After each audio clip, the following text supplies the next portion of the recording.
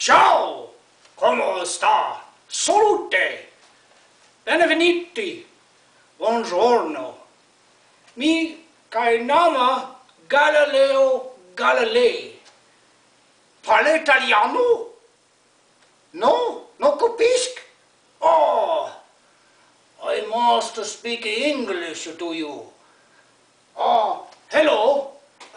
My name is Galileo Galilei.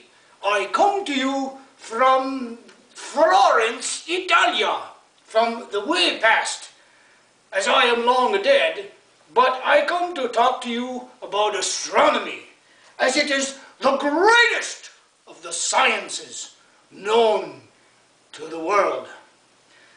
Now, many people are wondering, how did you get here? Well, I came over the internet, and I am arriving here to tell you about the night sky. As you see, so long ago, people would look at the night, and they would be amazed at the stars and the patterns that they make. They would see that they look like something they think reminds them of a person or an animal or something like this. So people would begin to use their imagination, and they named the patterns in the stars to look like an animal, or like, for instance, here is the bull, Taurus the bull, and you can see his horns, and here is his head with the star Aldebaran as his eye, and then the Pleiades is the heart of the bull. Here is Orion, the great hunter. He is holding up a shield or a lion skin, and he's going to club the bull. So people long ago saw this great, well, like a story in the night sky. And here we see this is Auriga, the charioteer, and he's holding two goats. Then over here we see Gemini, the twins, as it is Castor and Pollux. And then over here is Aries, the ram or the lamb.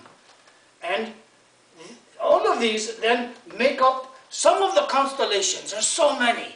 And I want to tell you then about Ptolemy. And he lived in 100 AD. He's a man who, following Aristotle, he's writing a book about the cosmos. And he says that the Earth is at the center of the solar system. And so many people, they are believing in Ptolemy. And they find that his information for 1500 years is the most reliable. And so nobody has challenged what he is thinking as he describes Earth-centered solar system. And here is his theory with the Earth in the middle. The moon is going around the Earth, and so is Mercury and Venus. And then the sun goes around the Earth. And Mars and Jupiter, Saturn, the stars, and then the great firmament of heaven, all going around the Earth as the Earth is motionless and staying still. This is the theory called geocentric Earth idea. Now, in 1547, Copernicus, he wrote the book called The Orbit of the Planets, the Revolutionaries, the Orbs. And in his book, which he signs on his deathbed, as he did not want the church to know about his idea, because it's makes them very angry. So, here we see what Copernicus is teaching, that the sun is in the middle of the solar system, and with Mercury and Venus and the Earth going around the sun, and the moon going around the Earth, and so is Mars, Jupiter, and Saturn going around the sun. This idea is so angry to many people. They are thinking that, well, this is against the Bible and against the church. But no two truths can contradict one another. One will be true and the other will be false.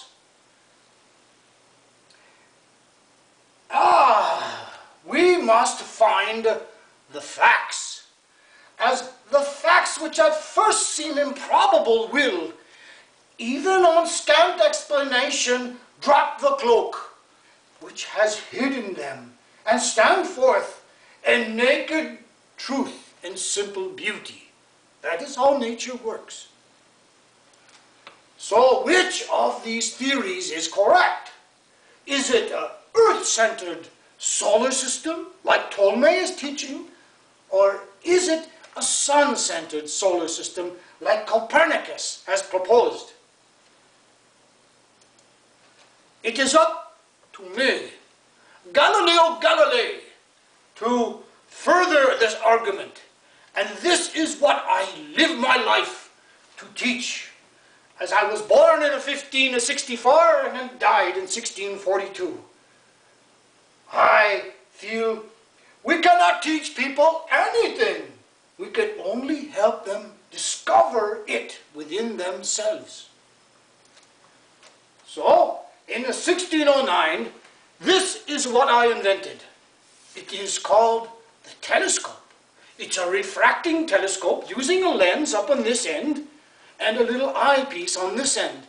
And once you look through this, oh, I behold wonders. It makes things larger, magnified. And with this instrument, then, I could help to analyze, use experiments, find the correct information, the facts, to make a good and very correct study about nature.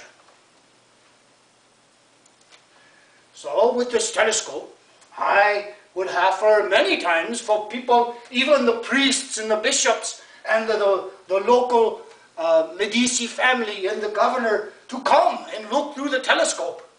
And we looked at Venus and the moon and Jupiter. And then what really was important is that in 1610, on January the 7th, I looked at Jupiter, and what I saw was truly amazing. I noticed that Jupiter is round, is like a planet, and it has little moons going around it. I call them the Medici satellites. And this is in my book I am writing called the Sidereal Messenger, or the Starry Messenger. And it is showing the changes that one can see in the solar system. And here we see the moon is rough and uneven. Many people say, no, it must be perfect. But I say, no, I see craters and I see mountains on the moon. It is a very difficult place. And this light area seen at crescent moon is called earthshine. And many people are saying, do you know what it is caused by? And I hear them saying it is because the moon is like crystal glass, and inside is a light shining out. And other people say, oh, it is caused by some other reason. I look at this very carefully and decide that it is the sunlight reflecting off of the curvature of the earth back to the moon which causes earthshine. And so, using scientific analysis, I can make a correct theory and final answer. So, I believe in Copernicus that the sun is in the center and that the planets move around the sun. But I must be very careful. It is because the church is greatly offended at this idea. This proposal is called heresy, and one can be